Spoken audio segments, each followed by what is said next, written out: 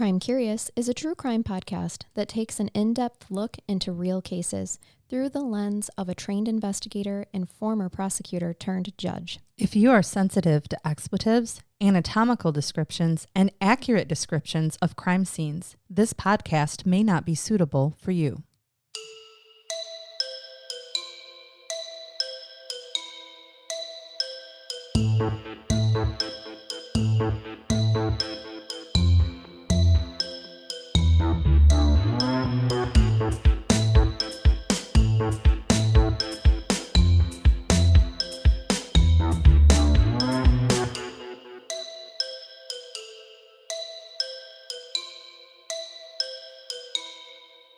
Welcome to Crime Curious. I'm Charnell. And I'm Beth Jason.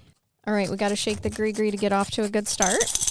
Perfect. We do not have Megan in the studio today because we possibly broke her over the weekend. There's a lot of activity. There was. We went... Nothing weird.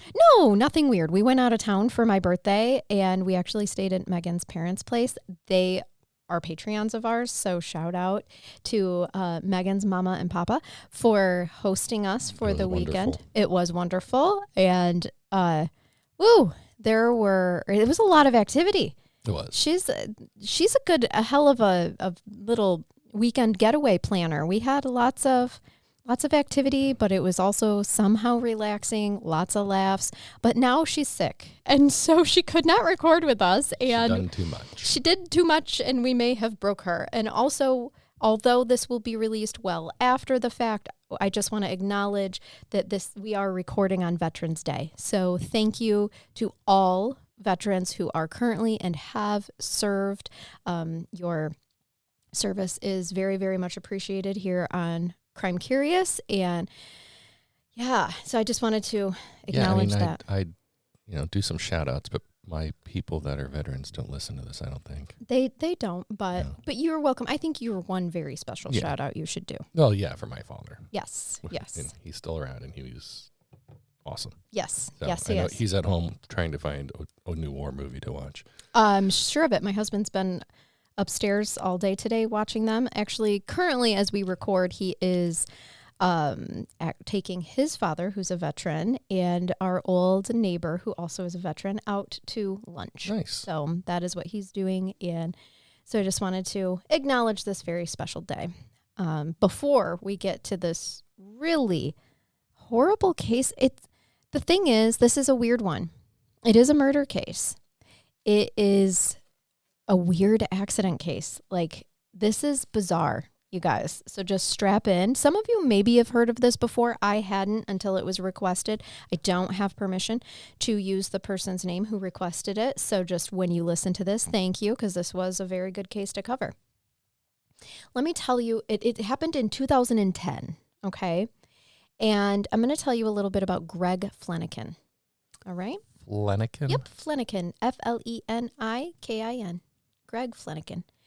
His life was marked by simplicity and consistency. He was a former chief engineer on ocean-going vessels, so he'd spent much of his youth out to sea before transitioning to a land-based role that allowed him to be closer to his darling wife, Susie. Now, despite his heavy smoking and less than ideal diet, Greg appeared to be in good health. Greg Fleniken liked his routines. At the time of this case, he was 55-year-old landman from Lafayette, Louisiana. He worked hard, he traveled often, and he ended his nights the same way each time that whenever he would check into the MCM Eleganté Hotel in Beaumont, Texas. He checked in with a candy bar, some microwave popcorn, cigarettes, and he looked forward to a quiet night of cable television. Sounds good to me, minus the cigarettes, but yeah, that's right. How I travel. This hotel in Beaumont was nothing fancy, but for Greg it was perfect. The front desk remembered him because he never caused trouble, and that mattered at the the MCM. Most guests barely left a mark, but Greg Fleniken had a routine that you could set your watch to. He would check in every Monday afternoon into the same room with the same suitcase, the same walk across the lobby, He never asked for anything extra, just the room key to room 348 in the cabana wing. He parked his truck beneath the palms, walked past the pool, and settled into what had become a second home. So he worked during the week away from his wife, Susie, in Texas, and then he would go home to Lafayette on the weekends and be with her, which is much better than their arrangement before when he was out in the ocean as an engineer. Now, room 348 was quite basic. It had a queen-size bed, a TV, and a window overlooking the hotel pool. On the night of September 15th, 2010, Greg called his wife, Susie, as he always did. Then he got into bed and he turned on the TV. After unpacking his clothes and toiletries, he cranked up the air conditioning. He loved sleeping in a cold room. Everyone knew that about him, who knew him closely, okay? He made himself comfortable on the bed with a towel laid out beside him to hold his ashtray, cigarettes, phone, TV remote, and a Reese's candy bar. Greg flipped through channels until he landed on Iron Man 2. Satisfied, he lit a cigarette, unwrapped his candy bar, and settled in for the night. This would seem like just another ordinary evening, but by the next morning, Greg would be dead. When Susie didn't receive her customary morning call from Greg, she obviously grew worried. He was always punctual. Remember, I told you he loved his routine. So the break in his routine obviously rose the alarm for her. She tried calling his phone, but it rang unanswered. So she contacted Greg's office in Beaumont, but his coworker said he hadn't shown up. This really alarmed him because that's definitely not like him. So she checked on him at the hotel. There was no knock on his door from the hotel staff. So she called two of his coworkers, asked them to go to the hotel and knock on Greg's door. They do. Two of them go. When there was no answer, they then asked the hotel manager to open the door. What they found was chilling. Greg's lifeless body was sprawled on the carpet. If you can picture this, he lay face down, knees awkwardly bent, one hand curled under him. Two fingers on his left hand were clutching a burnt-out cigarette. There was a damp spot on the front of his pajamas, a detail that quietly was noted but just as quietly dismissed. The television was still playing. The ashtray had not been spilled. His boots were neatly set by the suitcase. There was no sign of anything broken, knocked over, spilled, or out of place. I mean, if you think about it, this ashtray on his bed was still on the white hotel towel as he had placed it there. The room of 348 was unusually warm, which is an odd detail given Greg's well-known preference for keeping the air conditioning on full blast. His coworkers immediately called 911. It looked to them like a heart attack or maybe a stroke. Now, Detective Scott Apple, when he arrived at the scene shortly after the paramedics, he really thought he was coming in on the same thing, a heart attack. He's done it a million times before, after all. The room had no signs of forced entry or a struggle. Greg's wallet, still in his jeans pocket, contained hundreds of dollars. Nothing was stolen. There were no drugs, alcohol, or prescription medications in the room. Other hotel guests reported that they did not hear or see anything unusual that night. There was only one visible injury on Greg, and that was a minor abrasion on his cheek, likely caused by his fall. So, of course, initial theories lean towards natural causes, especially given Greg's smoking habits and unhealthy lifestyle. Susie later told, meaning his eating. He loved candy, cigarettes, unhealthy foods. He did not do, there wasn't drugs or alcohol. I think there was one report said that there was an empty beer bottle, one beer that he had for the night, nothing unusual.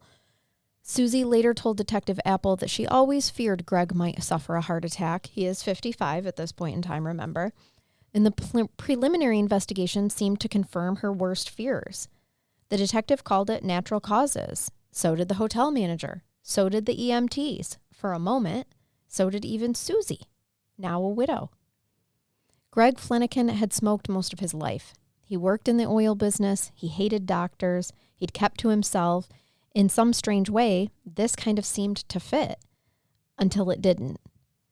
Until the autopsy, which revealed something far more sinister. Dr. Tommy Brown, the medical examiner, was initially prepared to confirm a natural death. But as he began his autopsy, he discovers a grisly scene. Greg's internal injuries were catastrophic. He saw bruising near his hip, swelling in the groin, a small cut on the scrotum, strange, but maybe from a fall, until he started to peel back more layers. The internal organs told a different story. Blood pooled in places it should not have. Greg's intestines had ruptured. His stomach lining was torn. Food from his stomach were in other parts of his body. 2 ribs were broken. His liver was bleeding. And near his heart, something else, the right atrium, had burst. A man does not break open from the inside unless something has hit him hard. The injuries made no sense for a man who had collapsed quietly in his hotel room. There were no signs of a struggle, no evidence of a fall from a height or of being run over. All of his skin was intact, and his face was almost peaceful looking. But inside, it was total wreckage. Dr. Brown initially assumed the damage may have been caused by CPR, but Greg had been dead for hours before anyone found him. No one had attempted resuscitation, so that rules out CPR, and it makes the injuries all that more confounding. Despite the lack of evidence for external trauma, Dr. Brown concluded that Greg had been murdered. The case was officially classified as a homicide. Now, the word homicide traveled quickly. By the time it reached Detective Apple again, his inbox was full. The report from the medical examiner's office didn't explain what weapon had been used. It didn't even say if there was a weapon at all. So Detective Apple goes back to room 348, and he sat alone on the corner of the bed. The floor beneath him had already been cleaned. The towel Greg had used to rest his cigarette and candy were gone. The Reese's wrapper was gone. The rug had been vacuumed. The ashtray scrubbed. There was no blood, no shell casing, no broken lamp or overturned furniture, just silence. It didn't feel like a crime scene. And that was the problem. What do you think so far, Jay? I don't know if he left and something happened and he came back. Sure, that's a good explanation. Or he slipped in the bathroom and somehow hit his abdomen and or chest so hard. Maybe he slipped in the shower and fell on the corner of the bathtub. I don't know if that would cause that much damage. The terrifying things that can happen to us when no one's around. Right, and then got dressed, had a cigarette, and the internal bleeding killed him. Okay, I like that theory. That's the best one I can come up with right now. Yeah. Originally, before the details of the autopsy, I assumed hooker. Oh. It's a guy on a business trip. He's at a hotel. Okay. Something goes wrong with his escort. Yeah. Or his company. I do have some information on that. It'll be very disappointing. Oh. Greg was not into hookers. No. But that's a good hook. Yeah, okay. I mean, I've never been to Beaumont. No. But it's Texas. Mm-hmm. You know. It seemed like not out of the realm of possibilities to me. Oh, no, I'm sure not. But that there's no disturbance of the room. Mm-mm. Either the hundreds of dollars still in his wallet. So either something happened outside the room, he came back and injuries overcame him. Yep. Or he had some sort of bizarre accident in the room that didn't make a mess. Right. Which is terrifying in of itself.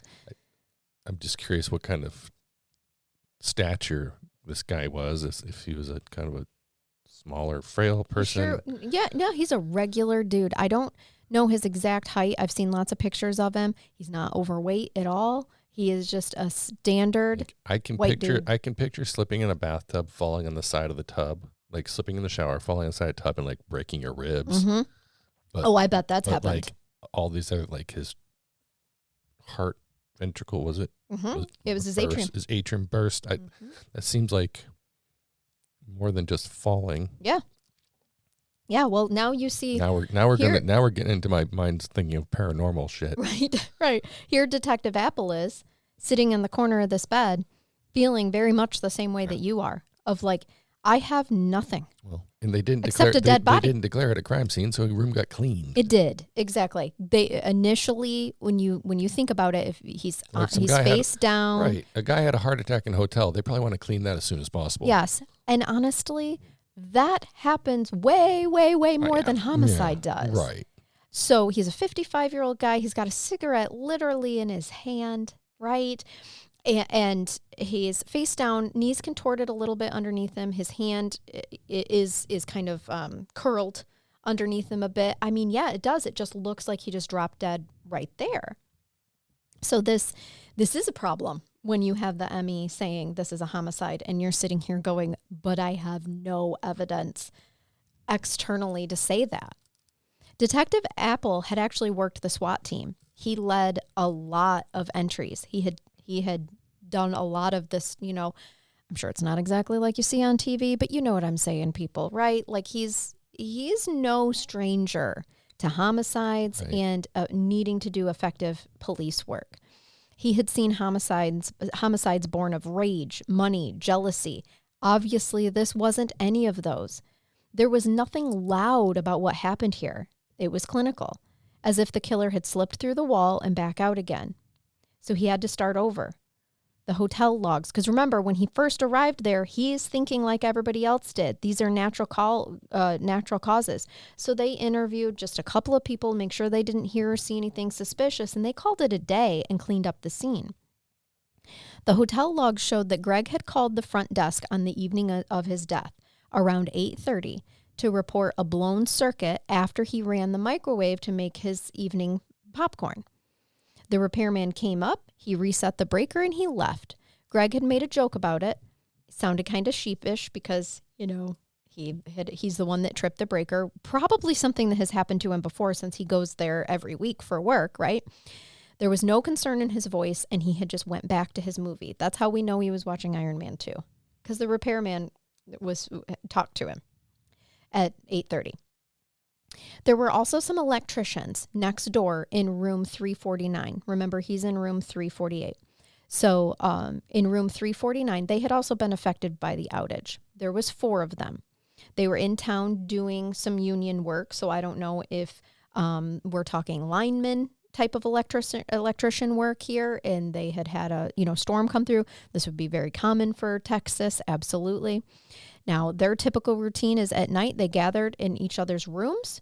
They drink beer. They talk loud. The walls are thin. They admitted to being, there. Yes, they were in room 349 that night.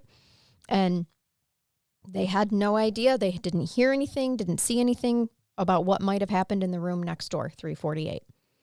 The idea of a confrontation in the hallway was floated by the detective. Maybe the men had banged on Greg's door, angry at the power outage. Maybe they had pushed past him. Maybe a fight had broken out. But there were no marks on the hallway carpet. There's no blood anywhere. And no one reported hearing raised voices. So that's, another major problem with this case is that nothing has happened except Greg is dead. If Greg had been beaten to death, someone would have heard things crash around. There would have been shouts, a grunt, something, but nothing happened. And remember, on his bed, there is that white towel laid out perfectly with the TV remote, his Reese's candy bar wrapper, and his ashtray undisturbed. So a fight didn't break out in his tiny little room. Even the most basic details stopped making sense to Detective Apple. If Greg had been hit hard enough to break bones, why were his ribs not bruised on the outside?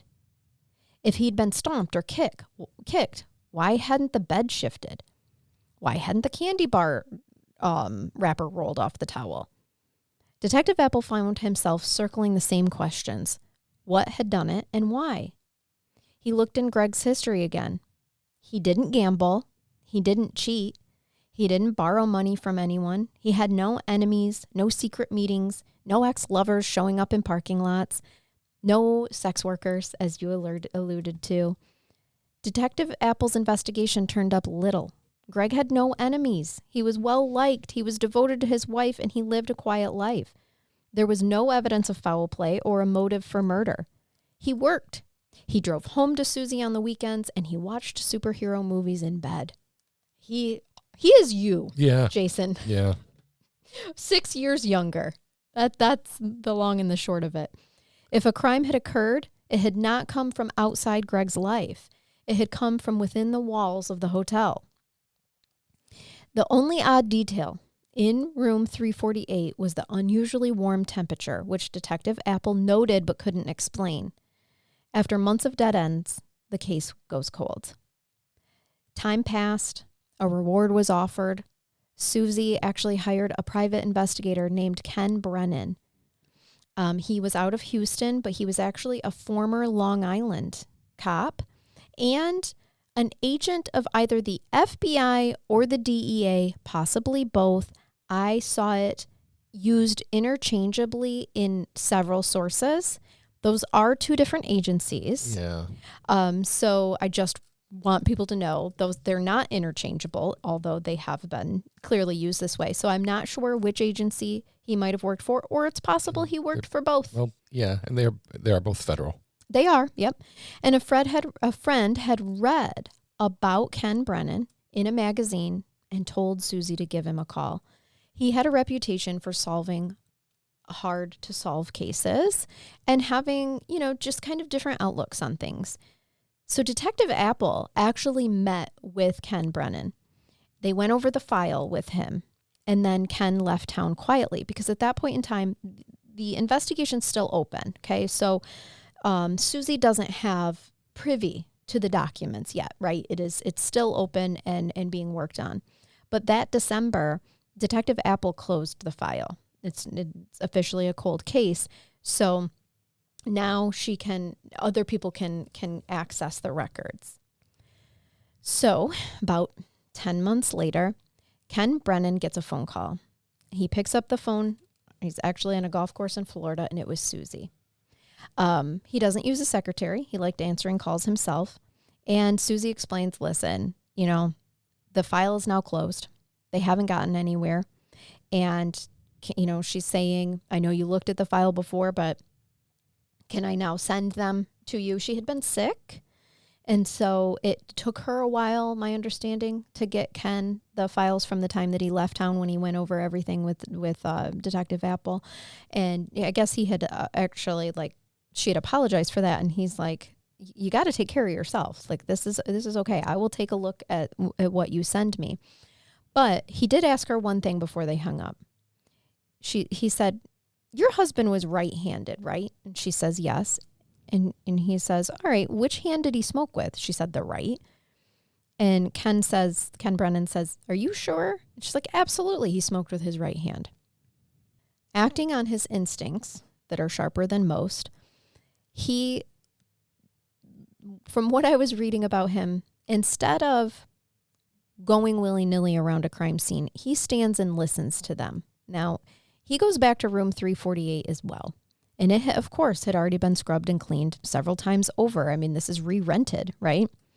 But he does ask to see all of the photos.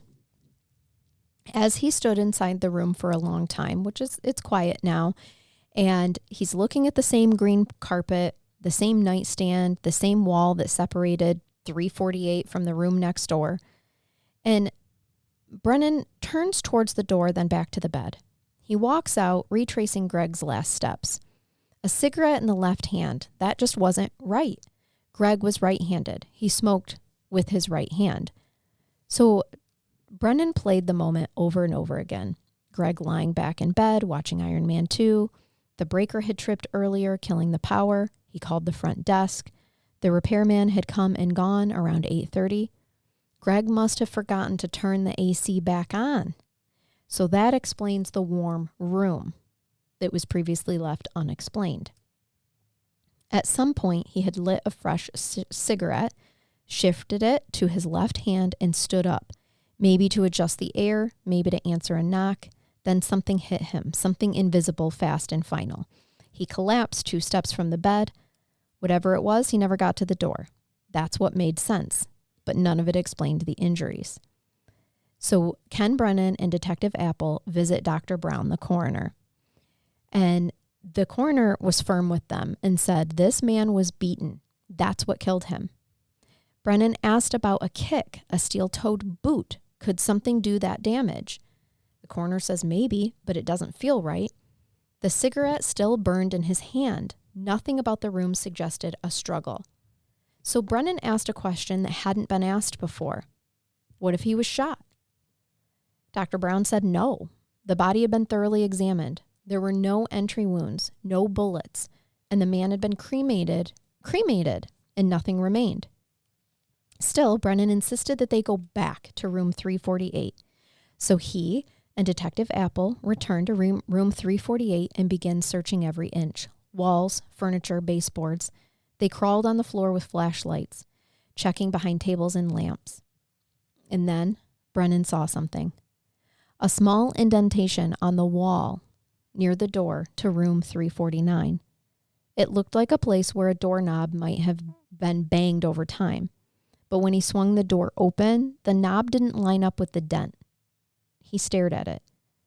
He and Detective Apple stepped into the adjoining room, room 349.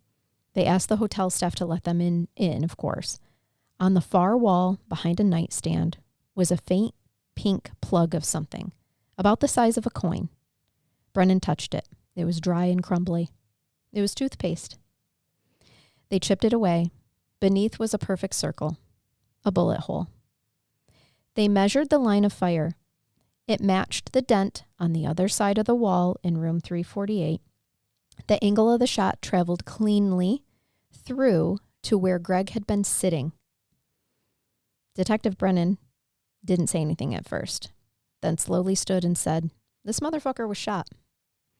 Back at the coroner's office, Ken Brennan sat across from Dr. Brown with a stack of autopsy photos between them. They went through each one photo by photo. "What's this?" Brennan asked, pointing to a mark on the liver. "Bruising," Dr. Brown said. "And this?" "Intestine damage." He kept going. When they reached the heart, Brennan tapped the image gently. "Doc, that's a bullet hole." Dr. Brown leaned in. The photo showed the right atrium torn open. The surrounding tissue had not exploded outward. The edges were clean. So Dr. Brown blinks and realizes, yeah, that's a bullet hole. And he realizes what he didn't discover before. What the coroner also didn't realize at the time was that the wound in his scrotum that I casually mentioned, he had a scratch on his scrotum. He made note of it. That was actually the bullet point entry, Jay.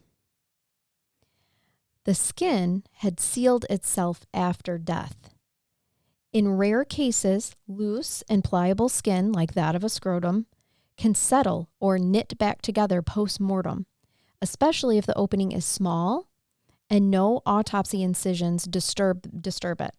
The result is a deep internal pathway of destruction with no obvious external bullet hole to flag it. There was no entry point and no exit point, and that is how Dr. Brown missed it. Now, I mentioned to you at the beginning that they noted that he had a wet spot on the front of his pants, which is not unusual. When someone has a heart attack, they void themselves. Right. So that's truly just what they thought that it was. And now, of course, the evidence is gone, so there's no way to know. It could have possibly have been blood from this, but it was a very small. We find out later, but it's a 9mm Ruger. Okay, so it's a very small gun, and it entered. He was laying on his bed, as described, and it entered through his scrotum and ended at his heart. It went straight up his body cavity and ended at his heart. So it came through the wall. It did. And he's sitting on his bed. And so from across the room, through the wall. I have more here. See, when we thought he was shot, or they're trying to figure out what could do that damage. I don't know why I thought something.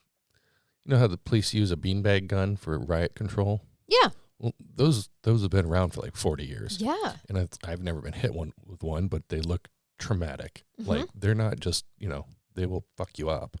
Absolutely. But I don't, like I said, I don't know. It's just a random thought. Like maybe someone shot him with a beanbag gun and picked it up and left. Because they don't make a lot of noise. No.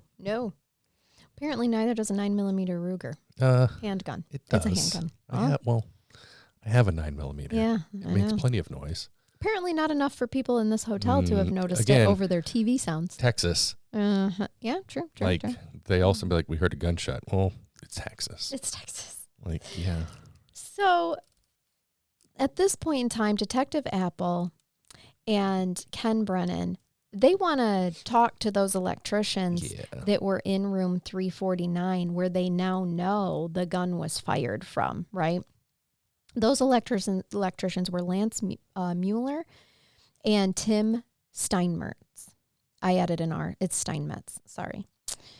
According to Tim, after the electrical work was done for the day and drinks had been poured, Lance pulled out a 9mm Ruger handgun that he had in his vehicle to show off. Now, Lance was clearly drunk and he was playing around trying to play quick draw like an old Western movie. And he pointed the gun at Steinmetz and another man in the room, Trent Pisano, when the weapon discharged accidentally. No one screamed. No one next door called out. They saw the hole in the wall and they panicked. They patched it with toothpaste because they thought that they would be charged, right, for the hole in the wall. That's what we used to do in the dorm rooms. When you had a hole in the walls, you patch it with toothpaste. But you don't use the bubblicious pink toothpaste. It's got to be white to match the walls. It definitely, apparently was, or by 10 months later, had become discolored at that point in time. Don't know what color it was when it left the tube. But it's a small enough bullet wound that no one noticed this. And I say that, but I want to say, as we're looking at a wall right now. So that the 9mm bullet will put a hole in a wall or target that doesn't make a mess, let's just say, about the size of your pinky finger, the tip of your pinky. Like, it's not a huge hole. Yeah, no, not at all. And if you and I are just looking at this wall that we're looking at right now in the studio, I know of 2 holes that are bigger, actually, than that, from where I tried to hang up a TV and it failed. And I'm telling you, I bet you can't see them from where we're sitting right now. I bet you can't see those holes. I see something that looks, we're 15 feet away. I see a dark spot. Yep, that's not it. Above the outlet. Yep, that's not it. Okay, then no, I don't see it. Yep, so I can just see when you're collecting evidence, when you're going through a room, I can see where it's difficult to find. But what about the other side of the wall that it came through? And you didn't know what you were looking at. It's even smaller, leaving like from Greg's wall, right? It's even smaller at that point in time. But they had shoved the toothpaste all the way through. That wasn't noticed either. And I mean, this isn't a. So they're not. This isn't thick walls. They're not thick walls. Double at all. Absolutely at all. The walls are thin. I think I mentioned that at the beginning. The walls are thin. You can hear what people are saying. It is not a luxurious hotel. So even dings or like dents in a wall, which this is what it looked like from Greg's side of the wall, it just looked like a dent. And so initially it was thought that it was just a dent that, because these are adjoining rooms, right? So this just looks like a dent from the handle of that door going into it until they realize that actually doesn't match up. And remember, to throw that out there, they really didn't treat this like a crime scene until after the autopsy and everything had already been cleaned up. So, of course, no one reported hearing the shot. No one checked next door. The electricians assumed no one was hurt because there was no chaos that followed after that gunshot, right? Then they left for the bar that evening. When they returned, they heard Greg coughing and assumed that he was fine. Now, that detail, whether it was really Greg coughing or not, we don't know. But that's what they reported, that they thought that they heard him coughing, the dude in the room next door coughing, so he's fine. Even after learning of Greg's death the next day, when they saw his body on the gurney, they convinced themselves that it was unrelated. But in room 348, the bullet had entered Greg's scrotum, tearing upwards into his body, lacerating his organs, breaking bones before lodging deep in his chest. It was a slow, silent death, and he may have remained conscious, for minutes afterwards. So Tim Steinmetz cooperated, and another coworker, Trent Pisano, backed up the story. With the evidence uncovered, Lance Mueller was charged with manslaughter. He did end up pleading no contest, and he was sentenced to 10 years in prison. At the sentencing, Susie, Greg's widow, said to Lance, "You would never have come forward with the truth. You murdered him. No, you didn't intentionally seek him out to murder him, but you murdered him with every lie you told, with every intentional selfish deception, with every cover-up over and over again. You saw his body taken out of the room in a body bag the next day. You knew you killed him. You have met your match. I would have spent the rest of my life tracking you down, and I found you. Greg's murderer. I brought you to justice." And that is the terrible accidental death story of Greg Fleniken. And I feel like maybe a new fear is unlocked for most of us. Like, I had no idea that loose skin will heal itself if it's a small enough wound post-mortem. And I'm guessing there's just not enough blood flow there at that time to have had him bleed out or anything like that. There was no blood. Well, plus, sometimes people forget gunshot wounds don't always bleed out. Well, they don't externally bleed. It didn't come back out. So obviously the wall slowed it down quite a bit. Yes. Like a 9mm is what law enforcement use. Mm-hmm. So it will kill you. Yeah. I mean, if there's not a wall between you. Absolutely. But it was enough to go in him, rattle around, and not come out. Yep. Yeah, and that's awful. And I can't imagine what he must have been feeling in that moment. What the fuck happened? Why are my balls hurt? Now everything hurts? Right. For them to say that it was a slow death and that he could have remained conscious for several minutes, I mean, I think he was probably standing up to try to go get help. And like your mind, he switched, he more than likely had his cigarette in his right hand, switched hands with this, this Well, he's probably using his dominant hand to feel around to figure out why he was in pain. Maybe. Yeah, perhaps. But, in his mind, he still has this cigarette, so he didn't just immediately drop it or anything like that. But, and then stood up and either passed out at that point or succumbed. But, yeah, absolutely crazy. And I can't imagine. The other two electrician guys, linemen, wherever they were, they didn't get charged with anything? They did not. No, they weren't the ones that pulled the trigger. And I think it's because they were cooperating. They were willing to testify. So it put the person who really pulled the trigger in prison for 10 years. Yeah. That's just a crazy story. And may Greg rest in peace. He's just one day minding his business, living his very quiet life. It really bums me out that he missed the rest of the Avengers movies. Mm-hmm. Mm-hmm. Yes. He missed because this was 2010. He would have loved them. I know. Well, I have a brain bath for you that was sent in by a listener. Okay. This is. Wait. Yeah. This is something I was waiting to tell you this because I think I've mentioned this on recordings before. And I'm glad that this actually got solved because it would have drove me crazy. But have I told you the Sherlock Holmes quote? Once you rule out the impossible, whatever remains, however improbable, must be the truth. Yes. That's right. That was what hindered my head first because I did not think this was going to be a solved crime. Oh, you thought I was going to leave you completely unsatisfied today. I know. It really is awful. I just feel like that applies to a lot of our stories. It really, really does. Yes. But kudos to the detectives, by the way. Yeah. Because, I mean, I know the autopsy forced them to really see and be able to do work that this was more than just a heart attack or a natural event, whatever.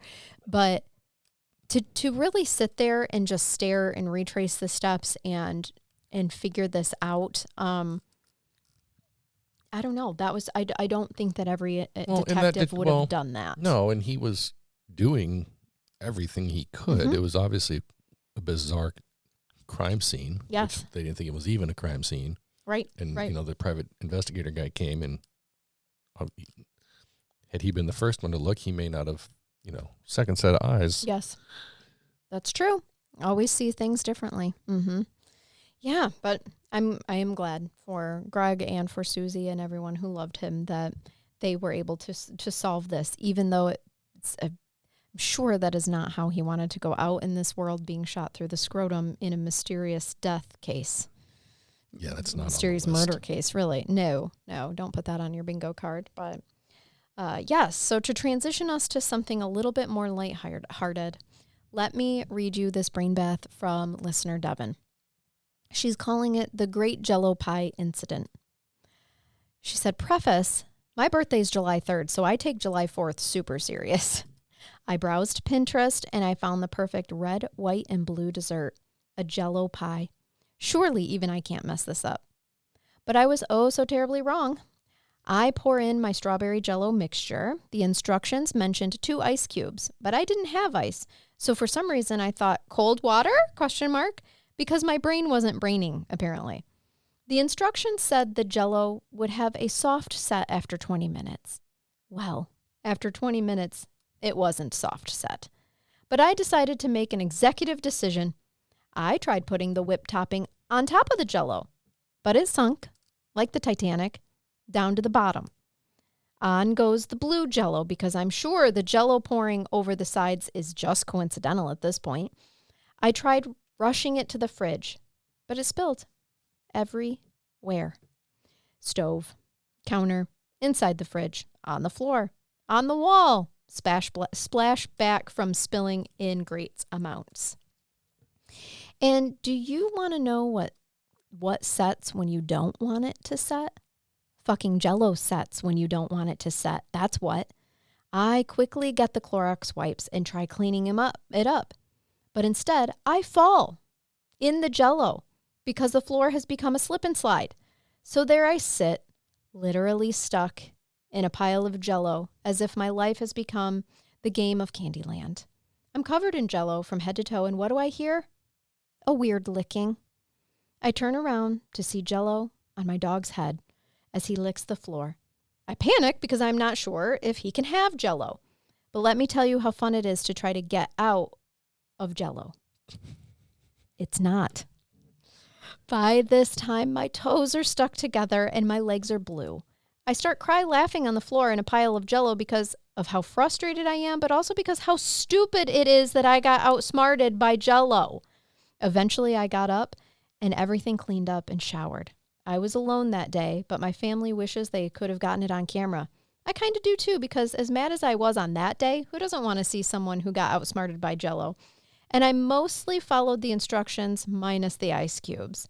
I will make Jell-O poke cakes, but not Jell-O pies. I'm simply not ready for that adventure again.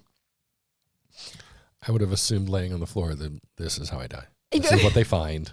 Me coagulated in They're Jell-O. Examining this scene. In Jell-O. I love how she's like, do you want to know what sets when you don't want it to set? Jell-O. Didn't set after 20 minutes, but you know what? It set once it hit her floor, her skin, and a chemistry occurred, and now she is stuck. And of course, her dog is going to join in because no self-respecting dog is going to let you play in Jell-O without them. I know my girls would have been right there to lick and or participate in the Jell-O happening. And this also made me think that back in the day when they had like those bikini Jell-O wrestling competitions and stuff. It's dangerous. I would think so. I think that I don't think they got paid enough, if they got paid at all, come to think of it. There were some volunteers. Probably, but I bet it wasn't as easy as it kind of seemed now that I've read Devin's story. So thank you, Devin, for sending that in. Thank you to our listener for recommending Greg's case for us today. And thank you to all of you for listening. I believe when this comes out, it's going to be right before Thanksgiving and or the the Sunday after Thanksgiving. I can't quite remember the release recording schedule right now. So happy Thanksgiving. So happy Thanksgiving one way or another. If you're in the U.S. and you celebrate, hopefully you got to spend some time with the family that you wanted to, not the family that stresses you out. And even if you did have to spend time with the family that stresses you out, I hope you protected your aura so that it doesn't. I hope that bourbon and tryptophan kicked in by game time. Right. I will be looking forward to watching some football and spending time with family, but yes. So anyway, okay, we had a lot of shout outs today. Yes. And Megan, get better. Good stuff. Yeah. So, okay, guys, we hope that you keep it curious. Oh gosh, you have to do Megan's. 2 weeks. Megan's not here. Okay. I'm going to say it again. Line. Okay. We hope that you keep it curious. And keep listening. Until next time. Bye-bye. Bye-bye.